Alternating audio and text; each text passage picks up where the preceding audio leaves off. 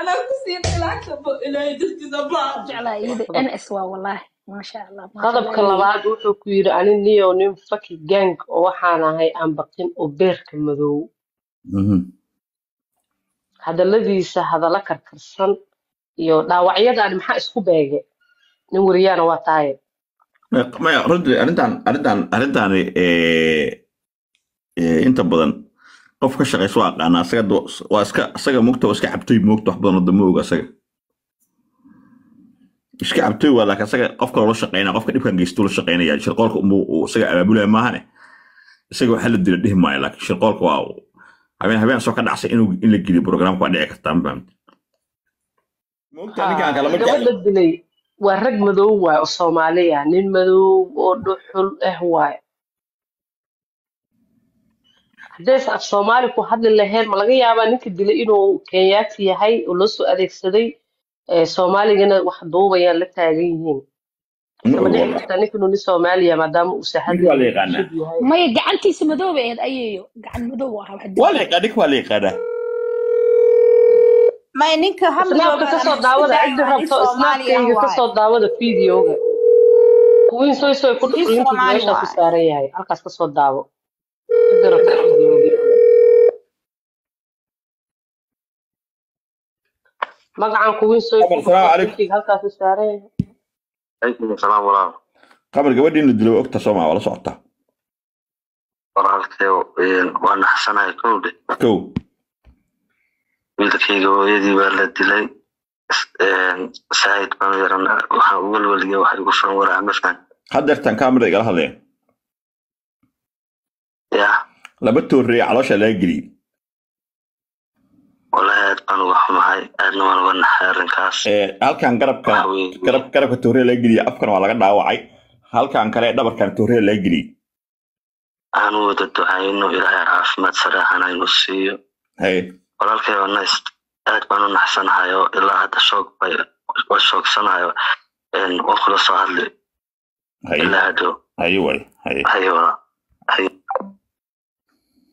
بان بدنا عود كيسة ورشة كنت على الجي قبل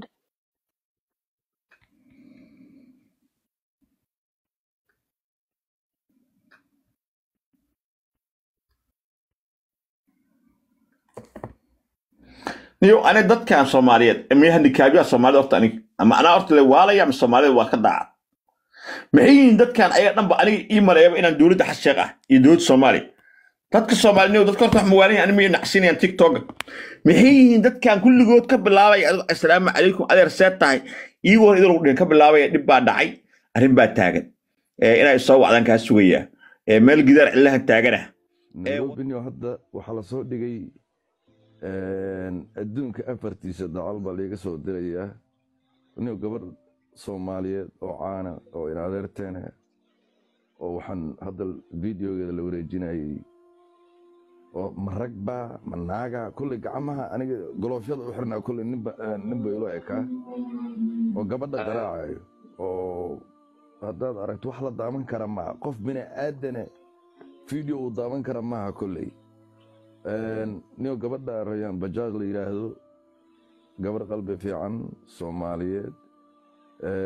oo walaasheena gabadha in loo gurmado weeye gabadhaas niyo ma aqaano arrintan inaan ka hor dhacana ma shaydaan fudeed baa loo cadaabaa yiri shaydaanka aad buu u fududaaday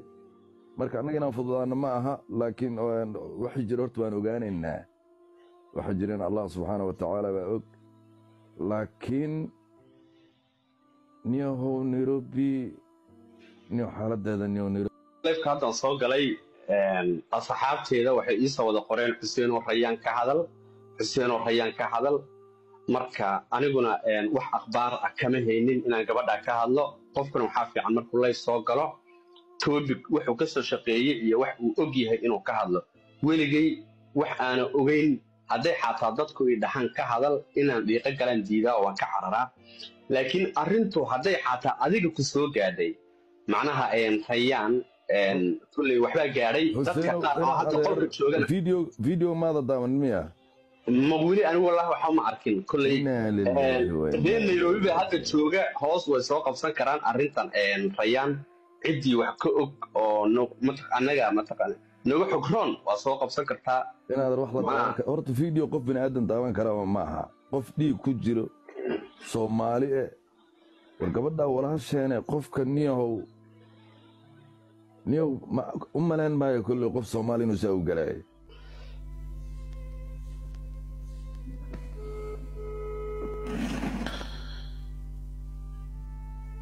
علاش هذا يقول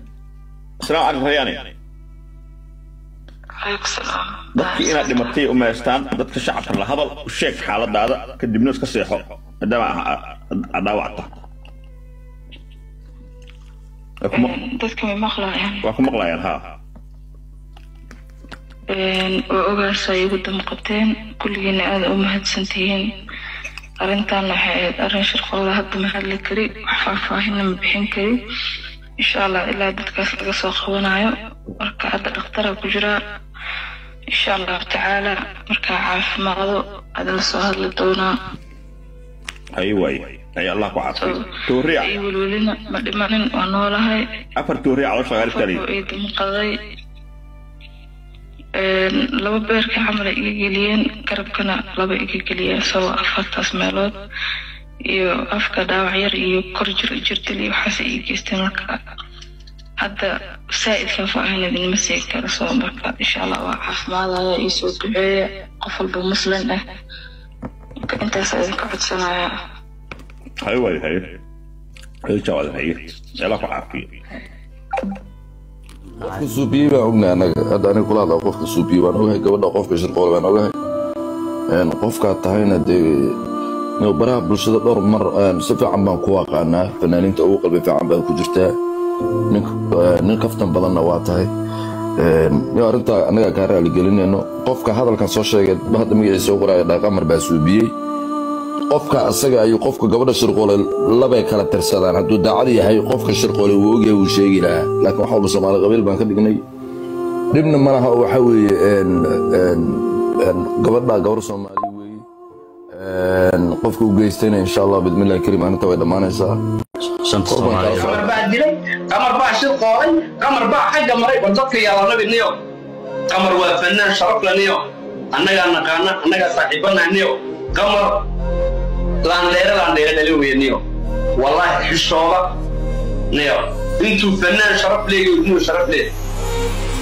qof walba sharaf leh in sharaftiisa lagu ciyaarayo jecel iyo laho xaqu maray waxaanu sameeyay laakiin waxa uu sheegayaa qamar inuu san waxba ku lahayn wax dambiya